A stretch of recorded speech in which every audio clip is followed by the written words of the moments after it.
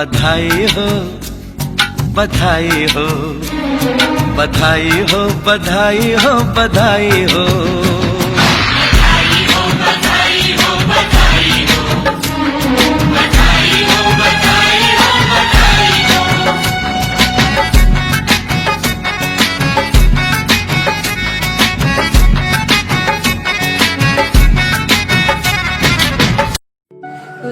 के बाद में मैंने जैसे कांस्टेबल के पद में चयनित हुई थी, उस टाइम मेरे पास में कोई डिग्री वगैरह नहीं थी। मैंने 12वीं पास कर रखी थी, तो मेरे पास में कोई ऑप्शन ही नहीं था कि मैं कोई आगे तैयारी करने के लिए कुछ करूं।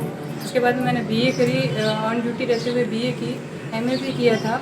उसके बाद में मैंने कोई वैकेंसी आई नहीं थी क्योंकि मेरे पास में और कोई डिग्री नहीं थी। तो 2016 में जो सब इंस्पेक्टर की वैकेंसी आई थी उसमें मैंने फॉर्म भरा था और मैंने ड्यूटी के दौरान घर का पारिवारिक सामंजस्य बनाए रखते हुए और ड्यूटी में भी जितने ड्यूटी करने के बाद में जितना टाइम मिलता था उस टाइम को निकाल कर मैंने पढ़ाई की और उस पढ़ाई की बदौलत ही आज मुझे ये सफलता हासिल हुई। पढ़ाई का समझ इसमें मेरे परिवार का भी सहयोग मिला, जैसे बच्चों को रखने करने में या और कोई थोड़ी बहुत प्रॉब्लम आती तो उसमें, और बाकी जैसे भी ड्यूटी होती थी उसके बाद मैं टाइम एक्स्ट्रा निकालती थी घर पे, जैसे काम काज को कम करके या और भी जितनी ड्यूटी थी उस ड्यूटी से आते ही पढ़ाई करने लग जाती थी।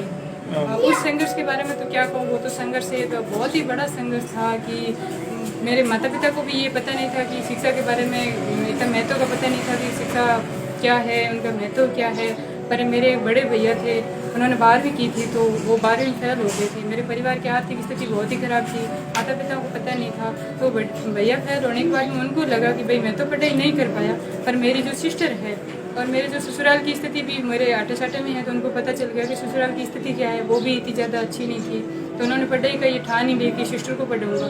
तो उन्होंने मेरे को मोटिवेट किया कि आप पढ़ो, जैसे कोई भी स्थिति आ जाएगी तो मैं आपका सपोर्ट करूँगा। जैसे आर्थिक स्थिति के तौर पर देखा जाए, शिक्षा में जहाँ भी कोई समस्या आएगी तो मेरे बड़े भैया ने मेरा फुल सपोर्ट किया था और उन्होंने मेरे को मोटिवेट किया था। फिर मैंने रेगुलर जारी रखी।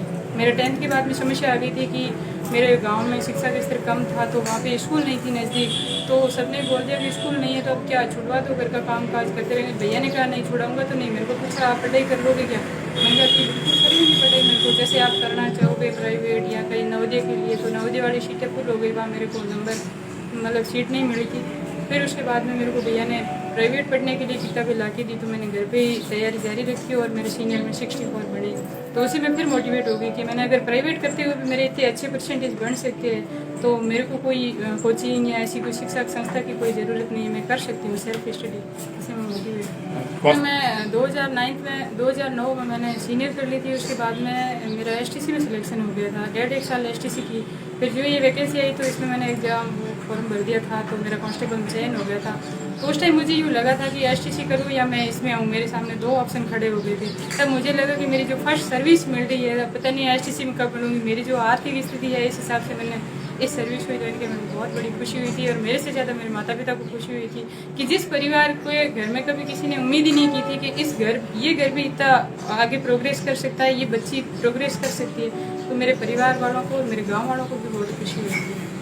सिर्फ वो उस खुशी के बारे में मेरे खुशी को व्यक्त करने के लिए मेरे पास में कोई शब्द नहीं है। इससे पहले मुझे ये नहीं पता था कि मेघोल समाज की कोई महिला सब इंस्पेक्टर नहीं है, क्योंकि मैंने सोचा मेरा कॉन्टेक्ट नहीं हो सकता है, कोई हो सकती है कहीं समाज से हो। जब मेरा चयन हुआ, मैंने पढ़ाई जारी रखी, मैंने सोचा क्या पता होगा या नहीं होगा, ये मेरे को कंफर्म नहीं था क्योंकि इतनी पढ़ाई एक सर्विस में रहते हुए नहीं कर पाते हैं, कोई कॉन्टेक्ट में नहीं, उनके ज़्यादा भी नंबर हो सकते हैं। इसके बाद में जैसे जैसे आगे स्टेप बढ़ते गए, मैं स्टेप पार करते गई और लास्ट में जब ये चयन वाले मेरे पास में मिला समाचार कि आपका चयन हो गया तो बहुत बड़ी खुशी हुई।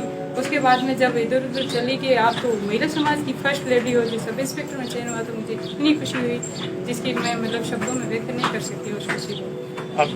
उन बच्चों के लिए मेरा यही संदेश रहेगा कि हारना नहीं चाहिए कभी, अपन को बाधाएं नहीं रोक सकती। अपना जो हौसला है वो अगर बुलंद है तो अपनी बाधाएं कहीं न कहीं तो अपन को सपोर्ट जरूर मिलेगा। ये नहीं है कि अपने परिवार की आर्थिक स्थिति खराब है तो अपन को कोई सपोर्ट करने वाला नहीं, कहीं न कहीं कोई न कोई तो मार्गदर्शक मिलेगा ही मिलेगा। आप इसमें ऐसा करो, उनसे आप मार्गदर्शन देते रहे, हिम्मत नहीं हारनी चाहिए। अपने परिवार वालों को अगर वो कोई बाधा खड़ी कर रहे हैं कि आपको पढ़ाई नहीं करनी चाहिए, उनको समझाए जैसे तैसे करके अपनी राह में शामिल करने के लिए उनको समझा कर अपने साथ में शामिल करें। फिर अपन पढ़ाई को जारी रखें, या जो भी बाधा आ रही है उसको सॉल्यूशन करने की कोशिश करें, न कि हार के बैठ जाएं। हार के बैठ जाएंगे तो बाधाएं ज़्यादा ही आएगी। ये नहीं है कि एक बाधा से हार गए तो दूसरी बाधा नहीं आएगी, और जो अपन बाधाओं का सामना करता जाएगा तो बाधाएं अपने अपने कम होती जाएगी।